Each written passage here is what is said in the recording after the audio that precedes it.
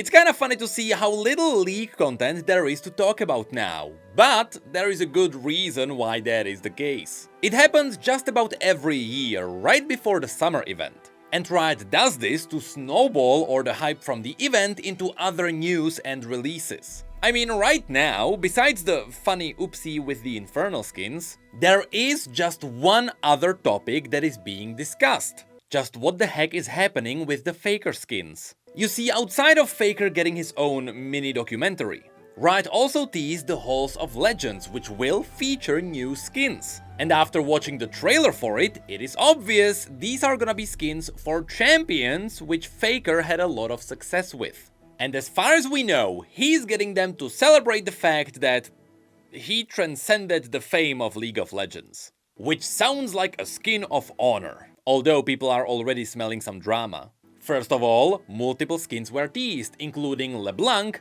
Ahri and possibly Azir. Ahri's skin evolved over the trailer, so people are speculating it is going to be another evolving skin, just like Seraphine's KDA. But most importantly, everyone is expecting this to be a very expensive skin. Like, one that might put the $200 Jhin skin into dirt. And even Riot teased this. Yes, this is one of the tags they used on the trailer. Which brings up the question, if this skin is based off of the achievements of a real person, how big of a cut will that person get from the sales? Because people will want to support Faker, not necessarily Riot's financial department. You see, maybe there will be more drama to talk about soon. But fortunately, there is another thing on the table which we should be focusing on right now. As Riot keeps dealing with the Summoner's Rift, where they released their 4th consecutive rework of the item system, at the same time they are putting great care into Arena. This is the 3rd iteration of this new game mode, and it shows that Riot doesn't want to just re-release it. But rather, they want to turn this into something normal League of Legends players can play every day. And so far, they managed to achieve this with about 5 new features. We got new visuals, which starts with the new awesome hub. This still looks absolutely awesome, and I wonder what the new style will be about once MSI gets shelved. But also they gave us a new arena, which helped a little bit with game variety. After this, they gave us a new item system. Now you can use anvils, which give you random discounted items. Because these are cheaper than just buying the full items directly, most people will engage with this system. But when a champion really needs a specific item, you can't just buy it directly. And the best part is, when you are ahead, you can decide not to buy an item. Which means that you will be at a disadvantage for the next 2 rounds, but after that you save up for a prismatic item, which is a lot more powerful. In many ways, it's like deciding to do an eco round in something like Valorant. So the decision making around items is really cool too. Then of course they added in some new random augments to sprinkle in new excitement. They doubled the numbers of players in each game, which greatly increases the variety of teams you are going to face, and they topped it off with the return of Ranked, so you can climb to Gladiator again. And that's not to mention all the new meta achievements that come with it. Honestly, this new version of Arena is really good, and a lot of people are playing it. But of course, me just saying this means nothing. I mean, I still think that Odyssey was one of the best game modes ever released, and it still didn't get the traction Riot needed. See, what matters are actual numbers. We need to see how many people actually play this game mode. Well, thankfully, if there is one Rioter who likes to get transparent with the analytics, which is absolutely awesome by the way, it is Riot Frogzone, whom you may remember for delivering some of the news about Arena, as well as the rework of Ranked, and he even chipped in with some news on Vanguard. And over the last month, we got some really cool, albeit vague, data on Arena. This all started right before the initial release of Arena 2.0, where we got a very lengthy post about how they are dealing with all the feedback. Most of this is just summarizing all the new systems, after which we got a tweet with our first report. It says, "Initial player numbers have been great so far, help show us your support." As you can see, no context as to how well they are actually doing just yet. Just that things are great, but at that time it was still a little bit too early. I mean, all game modes have a nice spike at the beginning, so there will be a more important report later. After which, Frogzone continues. We've made some adjustments to matchmaking to make Arena's first few games experiences better for newer players and reduce their queue times. I can confirm, over the duration of the entire Arena, the queues stayed pretty good. And I don't think that's just me playing on EU West. Arena Ranked will be on next patch. You can still make progress towards Arena God even if Ranked is off. This is relating to the achievements I mentioned. There is a whole new meta progression tied to Arena and it's doing wonders. For 14.10, we are fixing a variety of Arena bugs related to out of bounds, balance, changes and so on. There is still nothing crazy to mention here, and lastly, we are working on some more items and augments to be dropped sometime during Arena's current run. This is relating to a problem which they had on PBE. Simply said, they didn't have enough prismatic items to really give you random variety. So, from the initial report, it seemed like Arena was doing pretty well at launch. After which, the next day we got a report on what champions were actually doing well in Arena. It was mostly mages paired with pretty much anything, with a fighter and another fighter being able to match them. But apparently, in the elite ranks, the teams looked slightly different. So, the top 5 were Assassin and Mage, Enchanter Marksman, Fighter Mage, Mage Marksman and Enchanter Fighter. Already, you can see some pretty good variety when it comes to playstyles. But keep in mind that in general, the better players are also better at playing squishy champions. So Fighter-Fighter will still be the better combo for the general audience. And then we got a report that finally started giving us some context. At the beginning, Frogzone mentions that 14.10 had a lot of changes to both Summoner's Rift and Arena, so he couldn't just type it all out. After which we get to the important line. We've been thrilled so far by a response to Arena.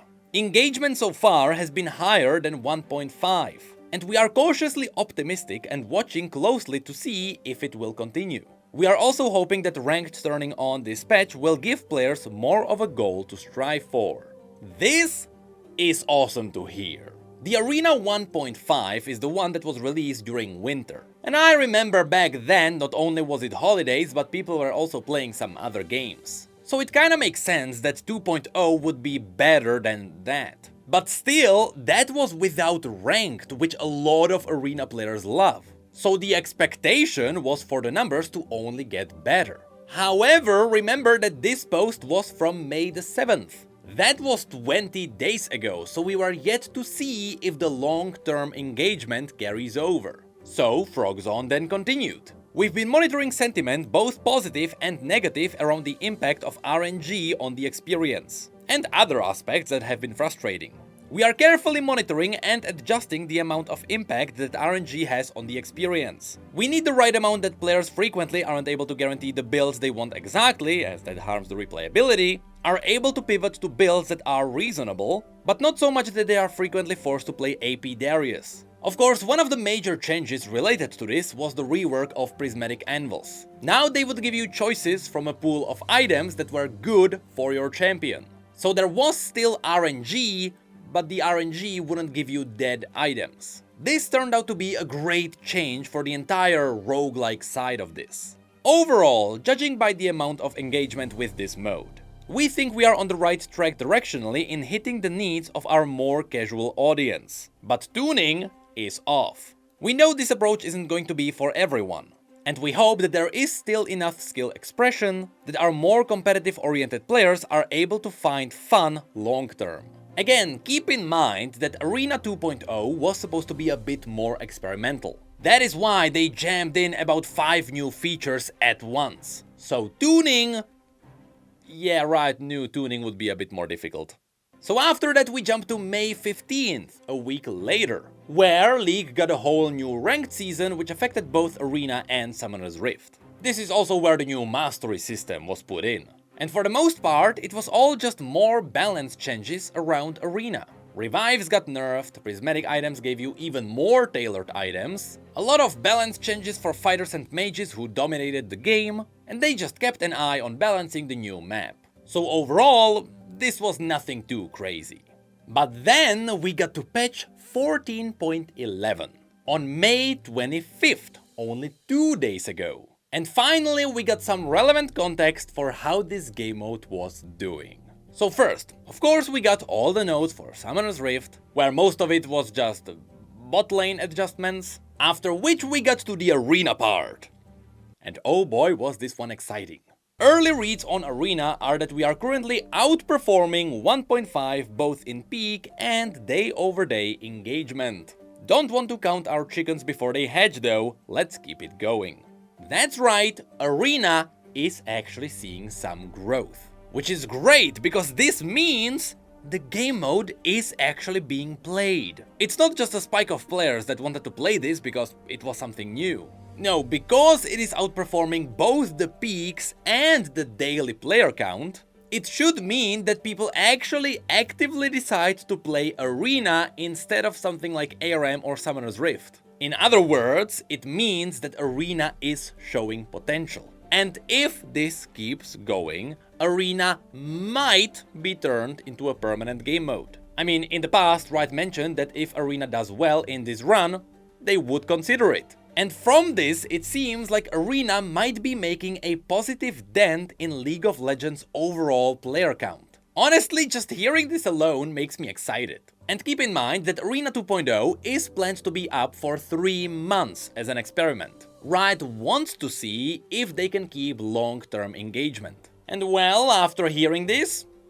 it all seems to be going well. And League's Arena is on the right path to make something great. So, just to keep consistent with the news, Frogzone then adds, in 14.11 are a lot of nerfs to a few healing augments, and if items are healing and needed nerfs, we're going after them as well. Healing is something that's going to need a better solve in the long term, but we think we can get it to at least a reasonable spot throughout targeted small adjustments. He then continues, the team has been hard at work on some further changes to improve readability of some of the mode, and it is our continued long-term focus. Here, I'm not sure what the readability issues could be about because I haven't personally experienced anything awful, so it is possible that this is aimed at people with some kind of visual impairment. After which, he rounds this up. We've heard feedback around the situation around bans, prismatic items, balance and healing, and have been actively discussing a bunch of different things. Hopefully, we'll have more to share soon. Which kinda doesn't tell us much, just that the team is excited to do more balancing. And there you have it. Some quite awesome news from Arena. I mean, for the longest time, game modes have been a little bit of a curse around League of Legends. They have always had a massive spike in players whenever one of these came out, but the game modes always struggled to retain them. And sometimes the game modes may even take some players away from League of Legends entirely. For example, when Earth was originally released, it was so good that players burned themselves out on League of Legends and stopped playing right after it. That is why Riot didn't want to bring Earth back. And this summer, Riot is working on another new game mode. One that may act as a single-player game. And one that shows a lot of potential if all the speculations are true. Which makes me scared for one big reason. What if the speculations are true and the game mode turns out to be godly? It is totally gonna be a cover-up for a really expensive skin.